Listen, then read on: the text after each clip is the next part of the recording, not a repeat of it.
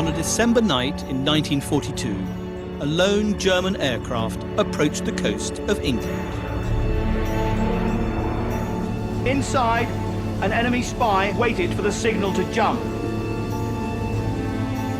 He carried a secret wireless, a gun, 12 detonators, and a suicide pill. His mission on behalf of Nazi Germany had been authorized at the highest levels of the Third Reich.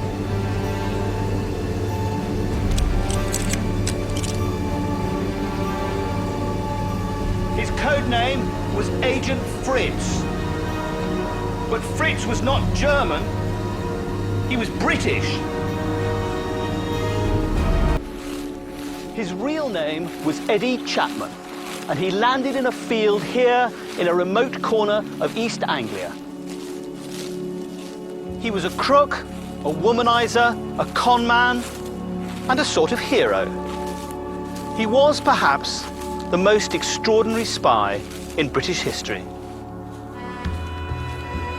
Within hours of landing, he would defect to the British and become a double agent. Agent Zigzag. Eddie had to do something like that. He just didn't want to sit quiet. It was an excitement and nobody else had done it and he would. He was an extremely clever seducer. He seduced the Germans and he also seduced lots of women as well. So he's really quite a remarkable chap.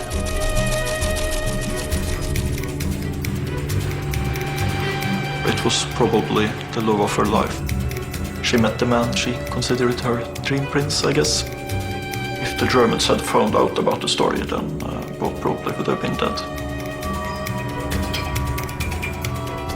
Han må jo ha vært et fantastisk menneske i det hele tatt. Jeg tror ikke du finner maken. Nei.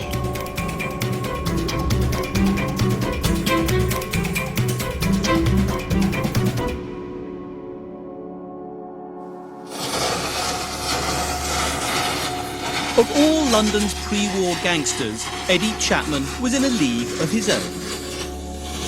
He never used violence and he never carried a gun, but he loved blowing things up. Especially safes.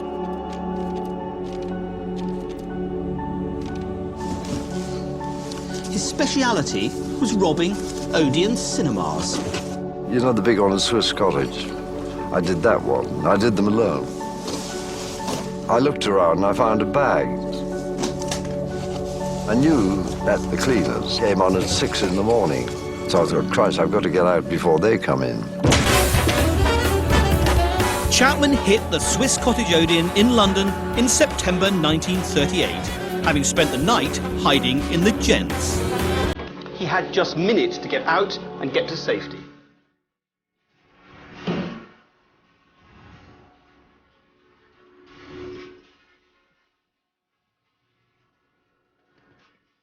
This was the life Chapman loved, fast, furious, and dangerous. He was already wanted for safe-breaking, embezzlement, and burglary. So far, he hadn't been caught.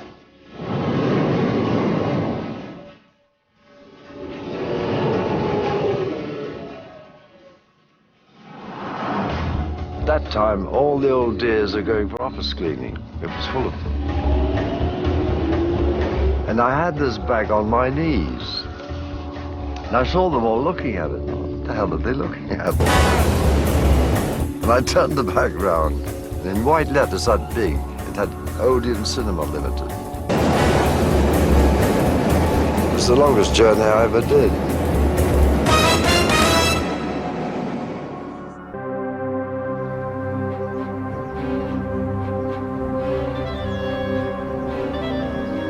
Great tradition of retired British crooks, Eddie Chapman lived out his last years in Spanish-speaking sunny climes.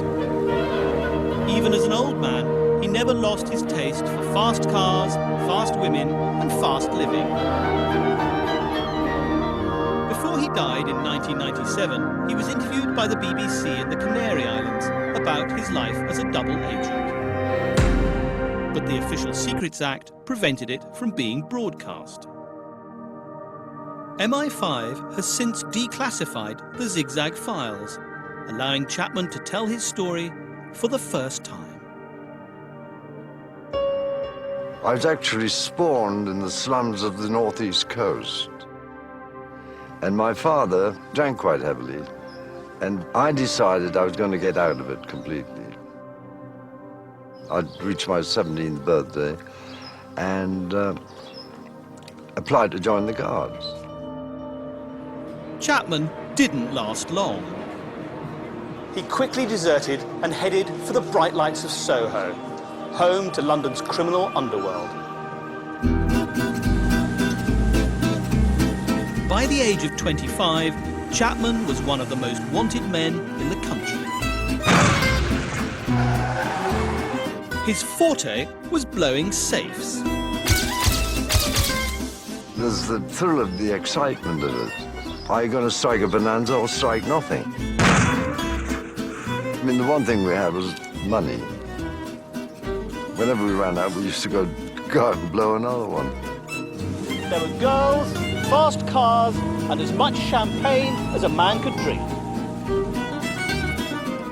Eddie was a very attractive-looking man, 6'1" or 2", and handsome, always well-dressed. And women used to throw themselves at Eddie. He had done something extra that women liked. Wine, women, and song. He certainly liked them all. By the spring of 1939, Chapman was wanted for more than 40 counts of burglary. London was getting a little hot. So, throwing a golf bag stuffed with gelignite into his car, Chapman headed north. His target was the Edinburgh Co-op. But things didn't go to plan. Squad cars came in from everywhere. Bang! I opened the car door, jumped out and ran. I had a bloody great overcoat on, and I tripped, and the whole lot pounced, and we were done. Despite facing 40 counts of burglary, Chapman managed to get bail, which he promptly jumped. Pausing only to pick up his latest girlfriend, Betty Farmer, he caught a plane to the safety of Jersey in the Channel Islands.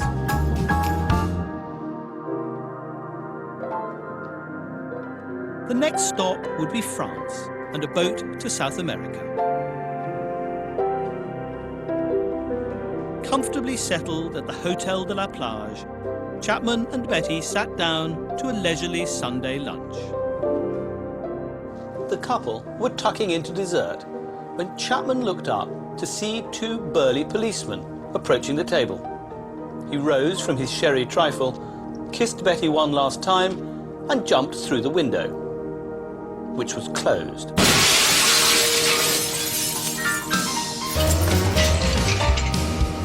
He pounded off down the beach with the police in hot pursuit.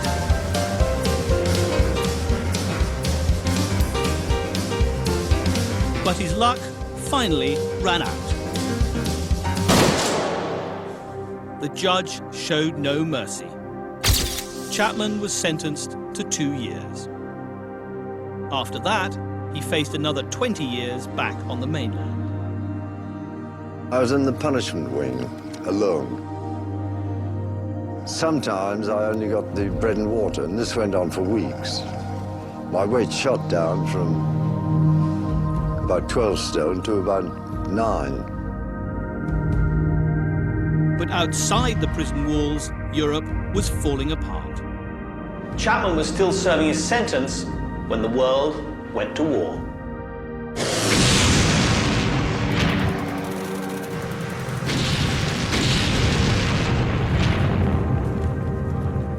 In June 1940, the Germans invaded the Channel Islands, the only part of Britain to find itself under Nazi occupation. One of the warders said to me, "The Germans have invaded." Christ, I didn't even know there was a war on. To an opportunist like Chapman, the invasion offered an opening. He wrote a letter to the German commandant in Jersey, and made him an offer. I didn't fancy doing 20 years. That was what worried me, basically. I thought, I've got to do something. So, without any set scheme, I volunteered to work for the Germans. I did this because I had this crazy idea I could pull this off. Months passed. Chapman was moved from one prison to another and from Jersey to mainland France. And still there was no response to his offer. Then he was suddenly taken from his cell and found himself face to face with two German officers. They said, we've come to see you about your application to join us. But I stank like a fucking polecat.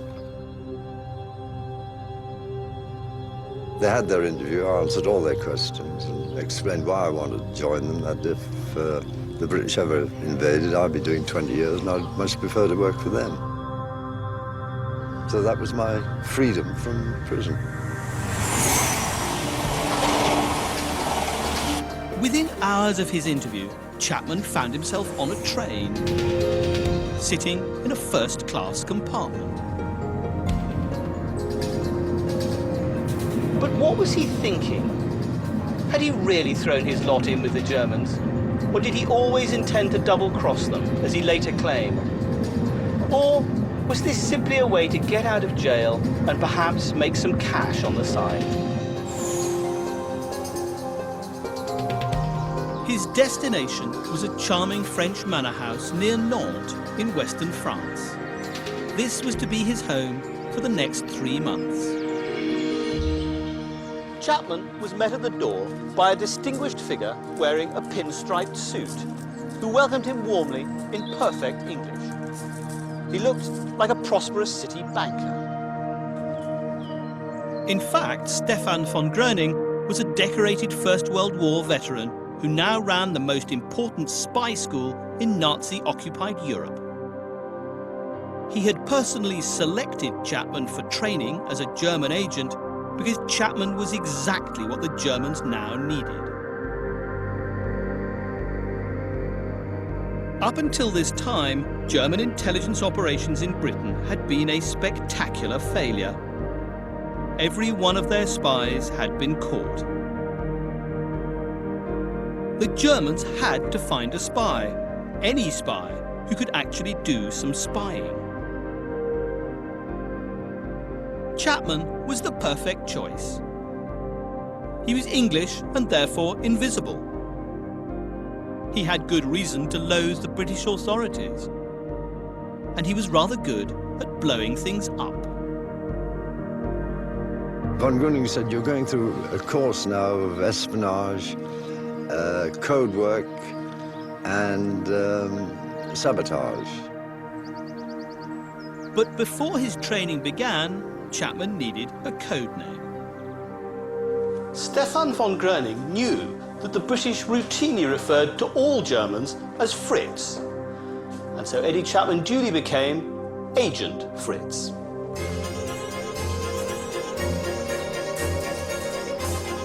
For the next 3 months, Fritz's life followed a set routine. 4 hours of Morse code practice in the morning, followed by an excellent lunch and an afternoon siesta. Later in the day, there were lessons in sabotage and the opportunity to practice his speciality.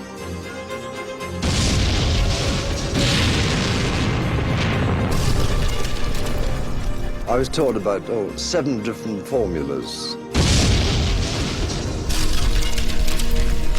If you've done it wrong, you blow your fucking self to pieces. There was also parachute instruction, the best way to get an agent into England. On Chapman's second jump, his parachute failed to open properly. He landed on the airport tarmac face first, smashing his teeth. The Germans generously replaced them at a cost of 9,500 francs. He now had some rather natty gold teeth, courtesy of the Third Reich. Chapman's instructors did everything possible to make life comfortable for their new secret agent. Chapman purchased a pet pig, which he called Bobby, in honour of the Metropolitan Police. He took Bobby on long walks through the French countryside and taught him to perform tricks, like a dog.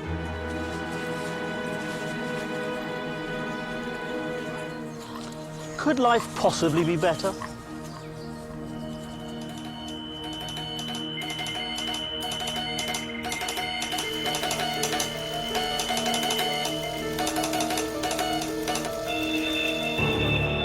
Chapman's instructors were not the only ones monitoring his progress.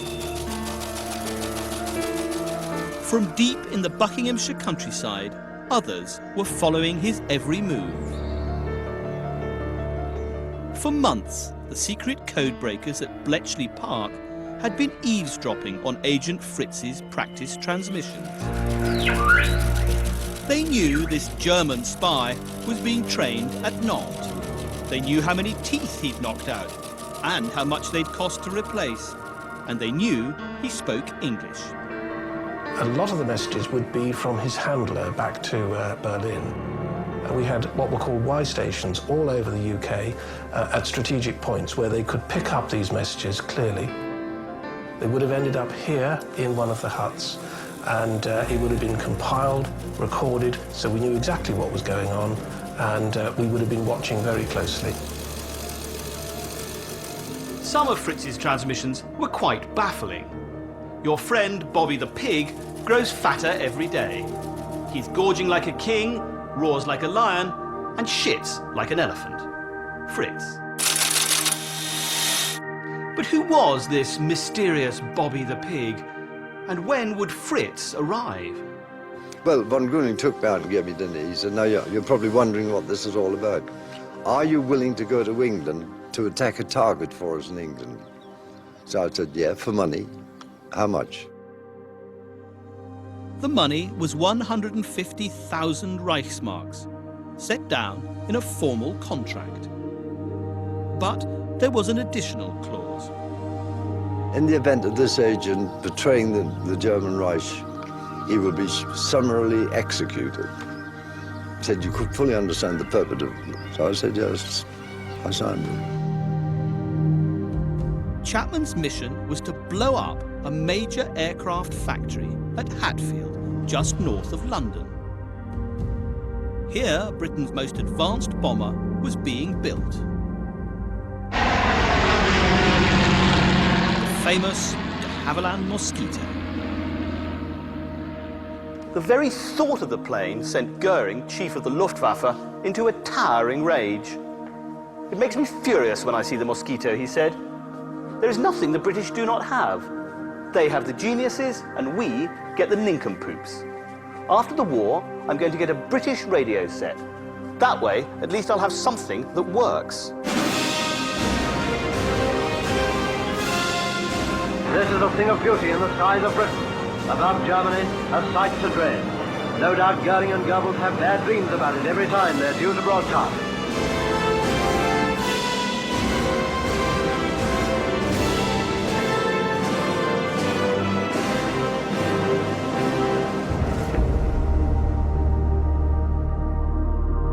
On the night of December the 16th, 1942, Chapman was ready to go. Everything he would need was packed into a British canvas rucksack.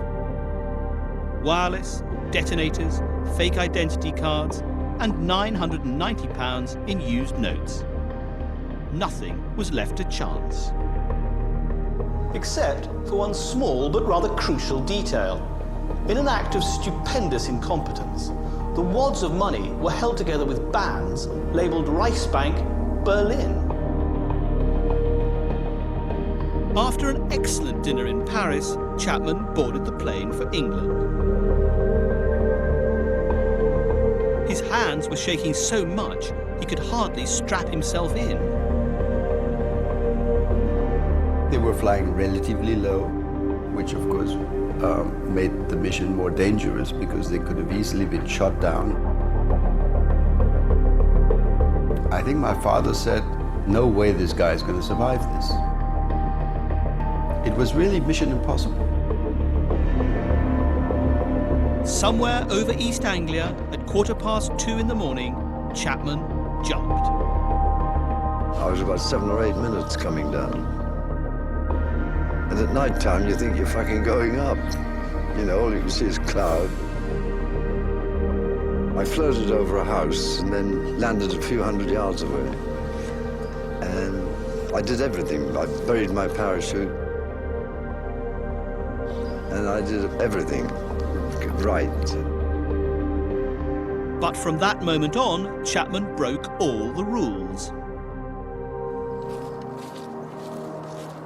His orders were to wait until dawn, then make his way to Norwich, catch a train to London, and begin his mission. Instead, he went to the nearest house and telephoned the police.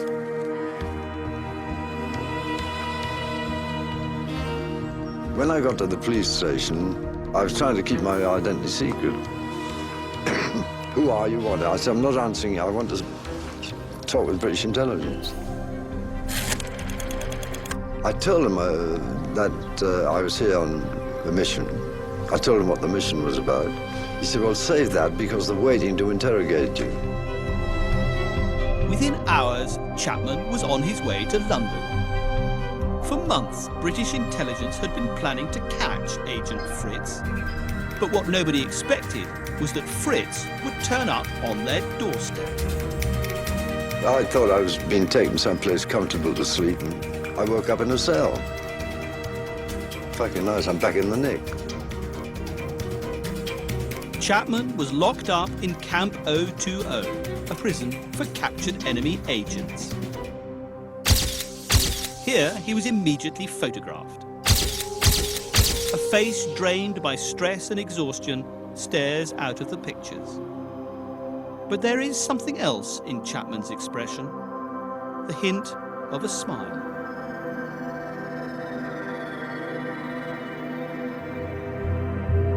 For the next 48 hours, Chapman was interrogated.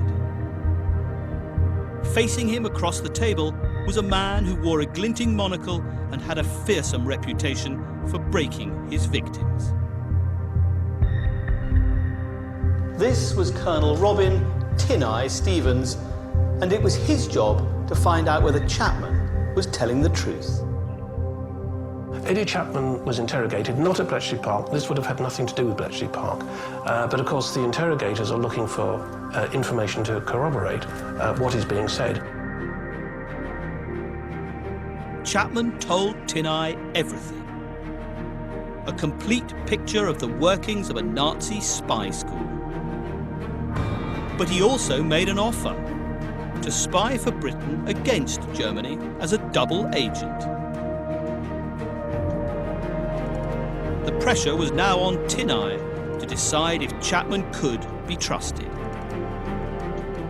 What he didn't know was that we were able to corroborate much of what he said, which enabled the people who were doing the interrogations to feel more and more comfortable that actually he was an honest player in terms of being an agent. After 3 days, Tin Eye decided to take the gamble. Chapman already had a contract with the Germans. Now he cut a deal with the British. What conditions did you place on your working for MI5? That all monies I earned with the Germans, I kept. I was granted a pardon for all my past peccadilloes, and they agreed to both.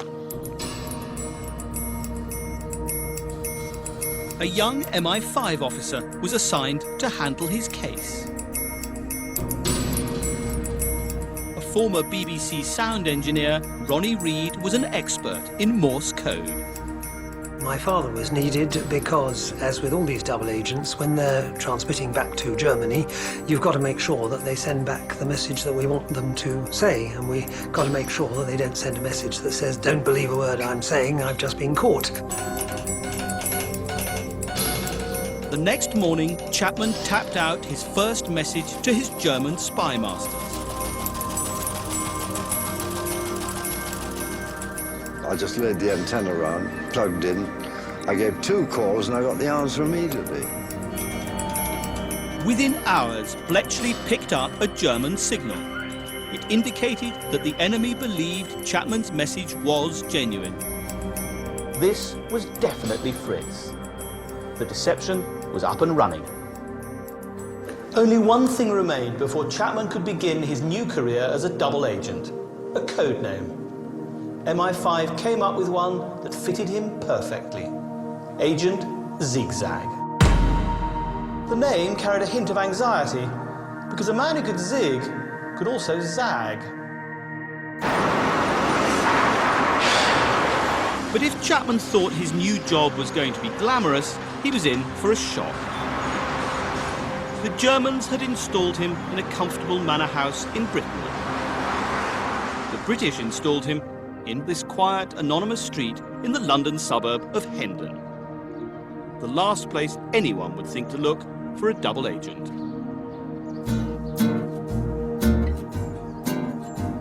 But he would not be living alone. A man who'd spent a lifetime avoiding the police now found 2 of them sharing the house with him and watching his every move. They also took the only photographs that exist of Chapman enjoying life as a double agent in Hendon.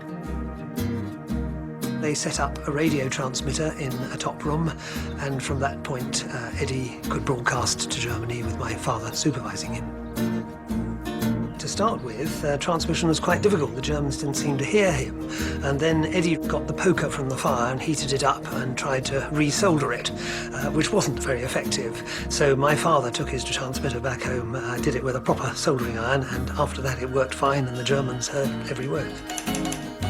The only other obstacle to Chapman's transmissions was Mrs. West, the housekeeper, whose vacuum cleaning had to be interrupted every time a message needed to be sent to Nazi Germany.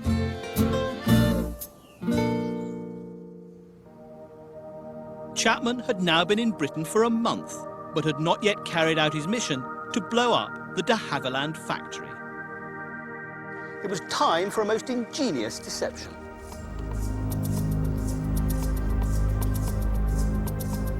If they were going to convince the Germans that Chapman had blown up the factory, he first of all had to see exactly what it looked like and indeed work out a way, a convincing way of blowing up an important part of it.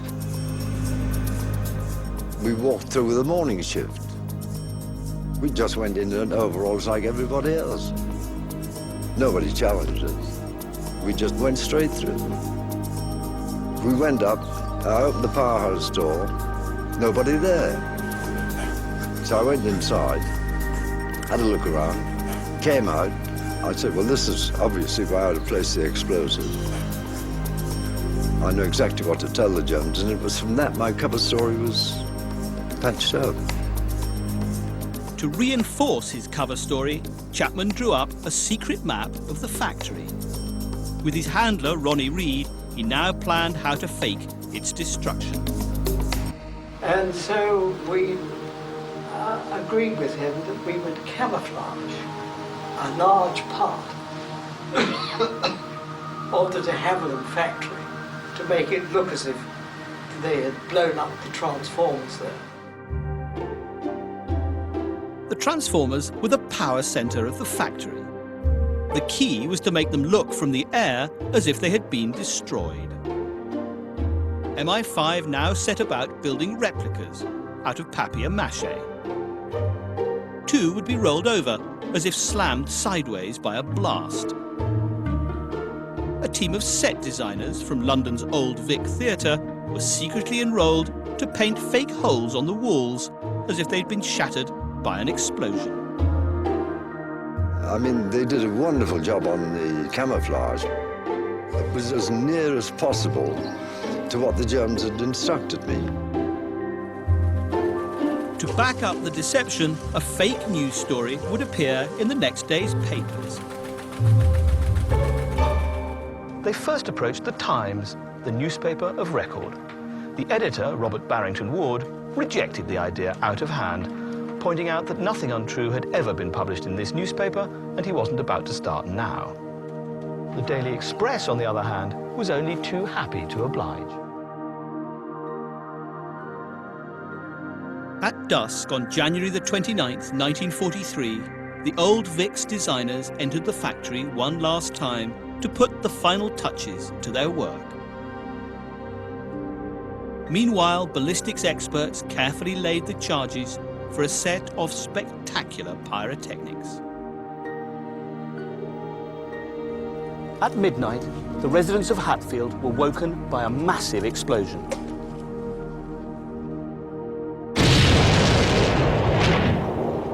We were there when the flare came up. It looked as though a bomb had exploded there. Anybody looking at the photograph would think it had really been truly blitzed. It looked as though it had been bombed. Chapman immediately sent a triumphant wireless message to his German spy masters, using the codename Walter for the Mosquito factory.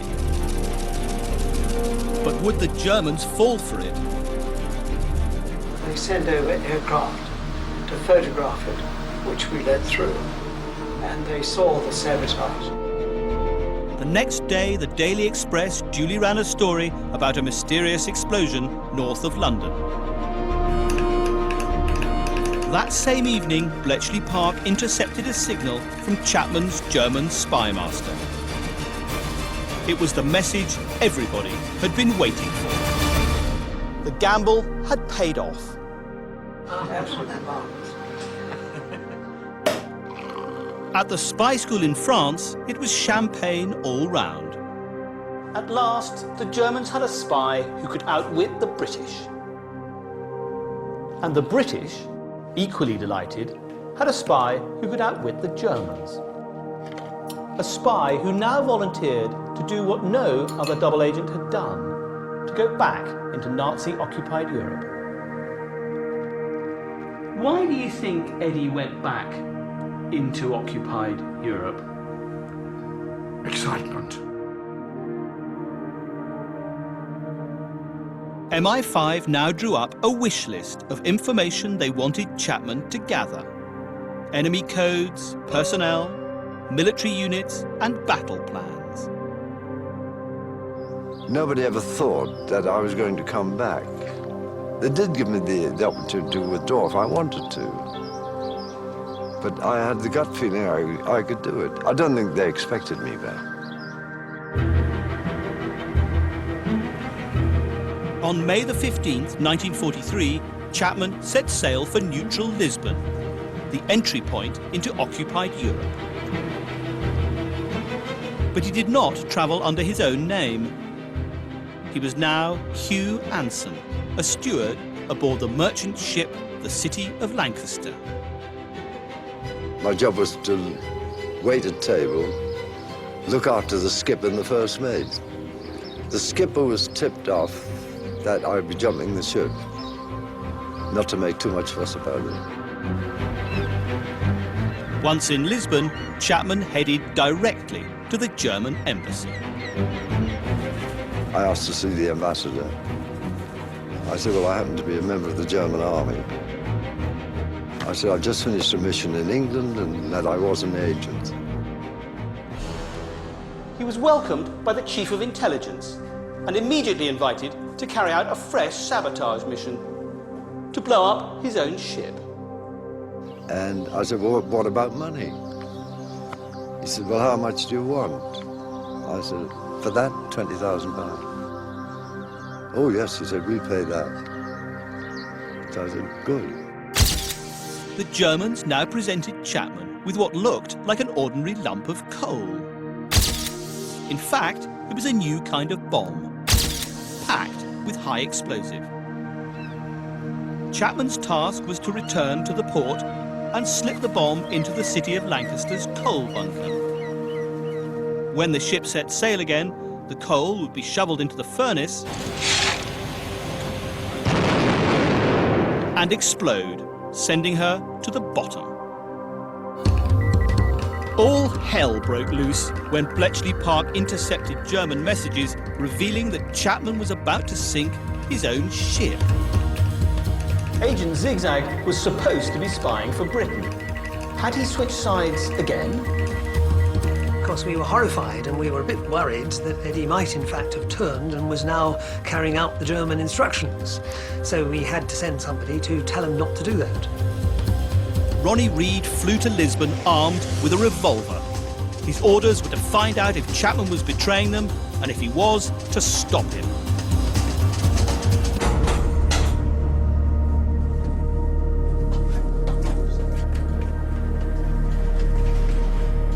That evening, as Reed was racing to Lisbon, Chapman returned to the city of Lancaster. With the coal bomb carefully concealed on his person, he made his way below decks, deep into the ship.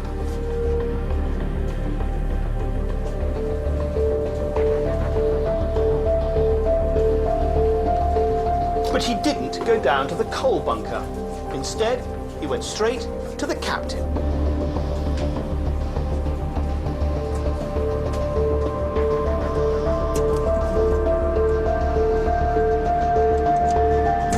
I said, look, I want you to take charge of this. And I undid my trousers and took this fucking bomb out. I said, that is a bomb. Take it back to Liverpool and report to Liverpool. I said, if you don't do it, my life will be forfeit. Everyone was delighted. The Germans believed Chapman had planted the bomb. The British were fully reassured of his loyalty. And Chapman was £20,000 richer.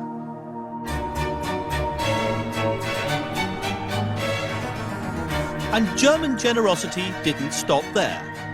A grateful Third Reich now rewarded Chapman with a luxury holiday in Nazi-occupied Norway. Despite the minor detail that the city of Lancaster never blew up. At Oslo station, he was greeted by his German spy master, Stefan von Gröning. The two men embraced as old friends. As the man who discovered him, von Gröning needed Chapman to succeed, and Chapman needed von Gröning to believe in him. They were now in it together. For the next 2 weeks, von Gröning proceeded to grill Chapman very lightly. Over brandy and cigars, the German spy master came to the unsurprising conclusion that his protégé was utterly reliable and Germany's star spy.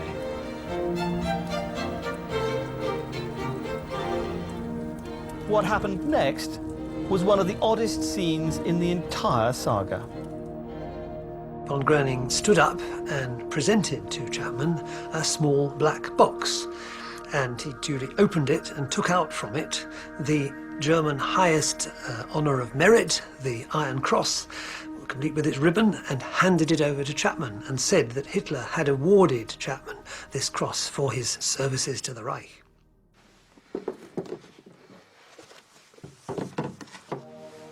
So, tucked in here, a little black box, and inside it is the Iron Cross that von Gröning handed to Eddie. There it is. How extraordinary. So it's a medal awarded to Chapman for 2 operations carried out on behalf of the Third Reich that never actually took place. Quite right, that's it. The bombing of the de Havilland plant and, and the blowing up of the Lancaster, neither of which happened. That's right, they were both complete deceptions by our side. And that is the original cross that your father was given by Chapman at the end of the war. When he stopped running him and when my father went to France, that's right, before they separated, Chapman handed it over to my father. And do we know what Chapman's reaction was to being given an Iron Cross? Oh, I think he was absolutely delighted. I mean, he was also probably rather chuffed that having hoodwinked them so successfully, he was now actually being given an award for hoodwinking them. It's quite remarkable what he succeeded. I mean, it's supposed to be almost MI5's finest hour. And he was the only Briton ever to receive the Iron Cross. The war brought misery to millions, but not to Chapman. In occupied Norway, he was living the life of Riley. While armies fought and people perished, Chapman partied.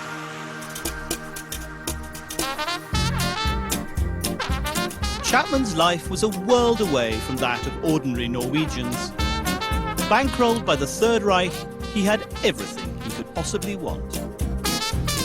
There was a beautiful restaurant purely for the Gestapo and their intelligence people and the higher-ups in the German army. The food was superb. You could get all kinds of English cigarettes, chocolate. You could buy stockings for your girlfriend. You only had to mention it, it was there. In a bizarre parallel with the MI5 set up in Hendon, the Germans installed Chapman here, in this safe house in a comfortable suburb of Oslo. Leif Meyer was a boy of 17 living next door. He's lived here ever since. Det var mye fester og litt bråk der inne. Jeg kan si det var privatbiler som de hadde okkupert fra norske. Det ble litt høylytt ut på kvelden og natta. Chapman liked to drink at the Ritz. One evening, he spotted two young women at a table. Posing as a French journalist, he went over, bought them drinks, and made them laugh. Chapman was in his element. One of the women was an 18-year-old model called Dagmar. Chapman was smitten. I met a lovely little Norwegian girl, and I persuaded her to come up, and she was petrified. You know, saw all these Gestapo people in uniform, and they were a bit tough-looking. Vi satt og spiste ved et vindu for å se på trafikken og sånn. Så åpenbart kom Chapman inn og stiftet bekjentskap med oss. Høy, veldig høy og tynn, egentlig uttrykksfull og blid. Og hun syntes jo dette var fint å treffe en så flott kar. They met at a restaurant in Oslo, and that's one of the mysterious parts of the story. It was a restaurant in which many Germans were entertained and so on. So I think from the start, when she first met him, she obviously believed he was a German officer. Collaborators were despised and shunned by the rest of the population, especially women. Chapman appeared to be German. Dagmar was therefore sleeping with the enemy. Ja, det var rett nedenfor den bortenfor porten. Så jeg henne komme da. Og da gikk jeg tvers over gata, og så sa han at hun burde holde seg fra de tyskere. For når krigen er over, så tar de og klipper hår av deg. Ja, det jeg betraktet da som tyskertøs. What Chapman did not know was that Dagmar was linked to the Norwegian resistance. And what Dagmar didn't know was that Chapman was a British agent. They were both on the same side, and neither of them knew it.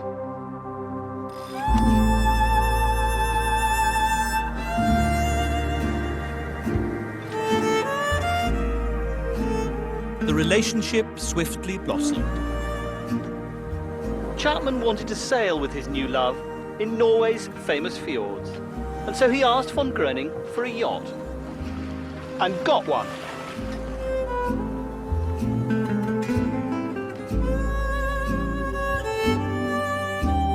The two lovers spent an idyllic summer, growing closer every day. But the truth remained hidden. Instant love, I think. Romance. It's a meeting between two rather young human beings in a very dramatic context. For Dagmar, it was probably the love of her life. Sitter også med den følelsen at han var et fantastisk menneske. Hun hadde sikkert også inntrykk av det. Og at han sikkert var rik og kunne gi henne et bedre liv. Det tror jeg nok hun satt igjen med den følelsen. I'd usually meet Dagmar in the morning, and we would sail to the other end of the fjord, bathe, and absolutely delightful. I mean, we had a great love match, and I had the intention at one period of going back and marrying her. One evening, after a glorious day's sailing, Chapman opened a bottle of cognac and took an enormous risk. He told Dagmar he was a British agent and asked her to help him spy on the Germans. Dagmar was thrilled by the revelation and moved into the safe house with Chapman. Secretly, they began gathering material for MI5. And they were perfectly placed for doing so. Oslo was a centre of Nazi spy traffic, and much of it passed through Chapman's safe house. And so Chapman asked von Groening for another favour. They gave me a camera. You had to have permission to carry cameras. They took photographs of themselves relaxing at home. But they also photographed the safe house itself, as well as the spies, informers and collaborators who came to visit. Gradually, we built up a hell of a dossier. We had photographs of 20, 25 agents. If the Germans had found out about the story, then both probably would have been dead. So it was definitely a game in which you were risking your life. Soon, they had filled several rolls of film. Now, they needed somewhere to hide them.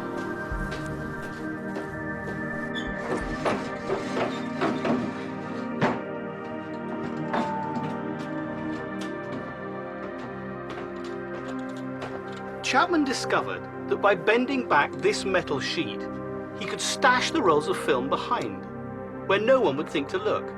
A treasure trove of secrets for which the British might one day pay handsomely.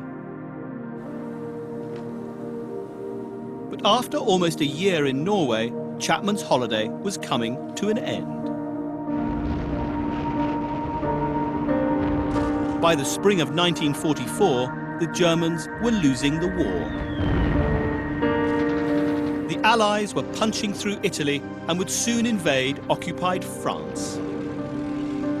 The Germans now needed the services of their super spy back in Britain. Hitler was ready to launch a new and terrifying secret weapon. A weapon he was convinced would destroy London and batter Britain into submission. The V1 rocket. Fired from sites across the Channel, these were weapons of awesome power.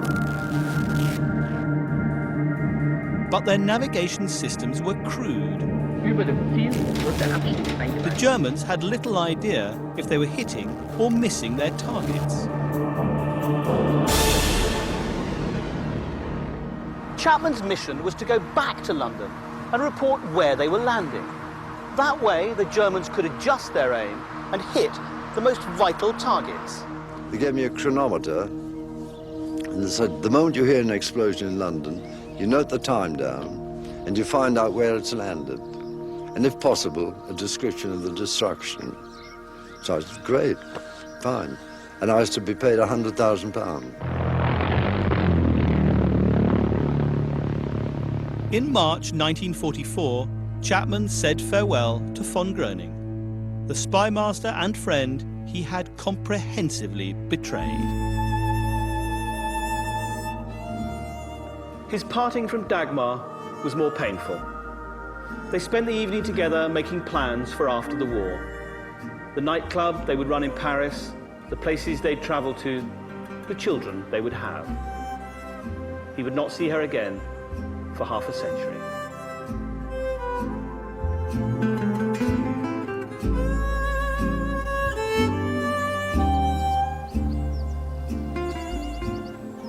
In June 1944, Chapman landed back in Britain. Once again, the first thing he did was telephone the police. He explained to the duty officer that he was a British double agent who had just been dropped by parachute. The constable on the other end told him not to be silly and to go to bed. Agent Zigzag was back.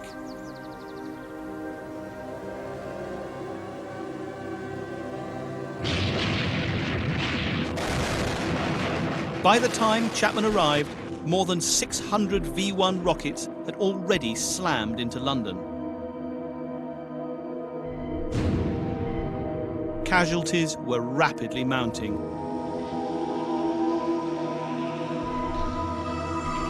The Germans were aiming for central London. Chapman's task was to fool them into thinking that they were overshooting the capital here. That way, they would reduce the range and the missiles would fall short. Instead of destroying St. Paul's Cathedral, they would land in the empty fields of Kent. Chapman began sending messages back to Germany, pinpointing where the rockets were falling. Every one was a lie. They altered the places slightly. They altered the times. They gave me the reports they wanted sent back to Germany, and I sent them back. The flying bombs began to come over, first in ones and twos, and then all day long. Sometimes I sent 2 and 3 a day. Flying bomb landed Regent's Park, 12:30. There were 9,000 bombs dropped on London. But we succeeded, in the short time we were doing them, in shifting them over the top. Thousands of lives had been saved by Agent Zigzag's lies. It was the high point of Eddie Chapman's career as a double agent. But it was all about to come crashing down. With the end of war in sight, the allure of old instincts proved too much. Chapman resumed his life of crime by fixing dog races. Did Eddie teach you about dog doping? Oh, yes, everything. And what was the technique for dog doping? Well, you dope 5 dogs in a race and go with the 6th. MI5 was not impressed. One of his handlers observed, Zigzag himself is going to the dogs. His boss, Sir John Masterman, one of the most senior figures in British intelligence, took him to task. He turned around to me one day and he said, "Stand to attention," when you're talking to him. And I knew I was getting under his skin. And I said, "I'd like to remind you one thing only." I said, "I'm not in your army, I'm in the fucking German army." They didn't like Eddie. He didn't go to Eton. He wasn't one of them. But he did a lot more than most of them did for his country. On November the 2nd, 1944, 6 months before the end of the war, Chapman was fired. But he didn't leave entirely empty-handed. The Germans had given him a yacht, a medal, and money. The British gave him something more valuable. They wiped his criminal slate clean. Agent Zigzag never went straight, but he also never went back to prison. He would spend the rest of his life mixing with gamblers, gangsters, and con artists. He returned to his old haunts and resumed his old habits. Scotland Yard today revealed that it has details... And he became famous. I'd rather live for Germany than die for England. And if we wanted you to die for Germany? In 1966, his life was romanticized by Hollywood. Eddie Chapman, you're under arrest.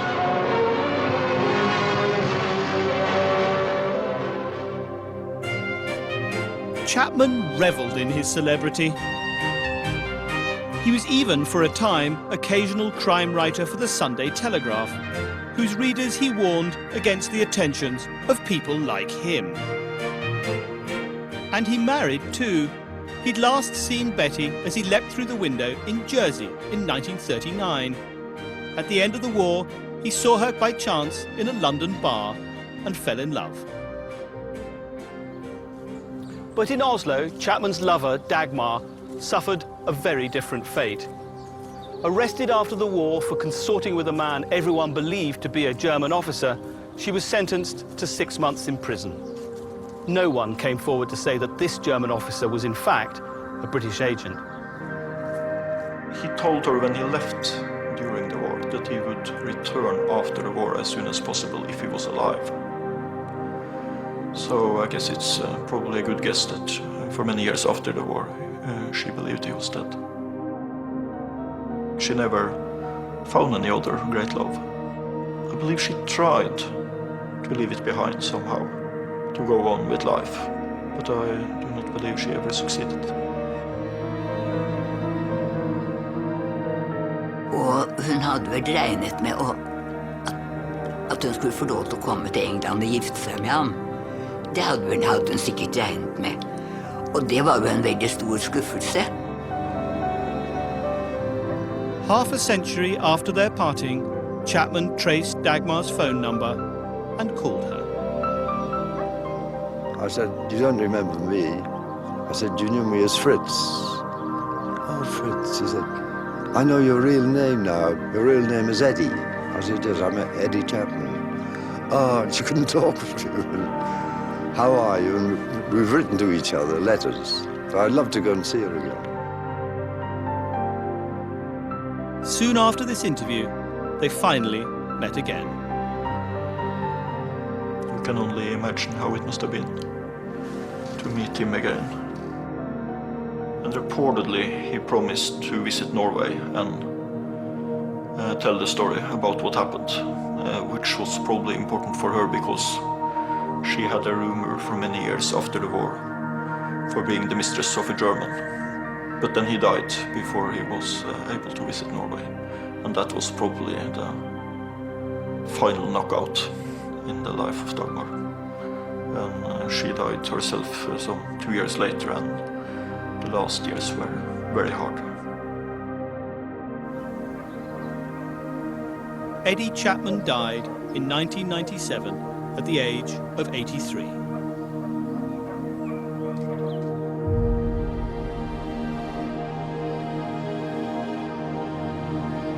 Chapman was a rascal and a romantic. He was selfish, seductive, and staggeringly brave. He had a most enjoyable war, but he also helped to win it. In the final victory, Britain owed an important debt to this most unlikely hero. A common criminal sitting in Hendon, tapping out lies on a wireless.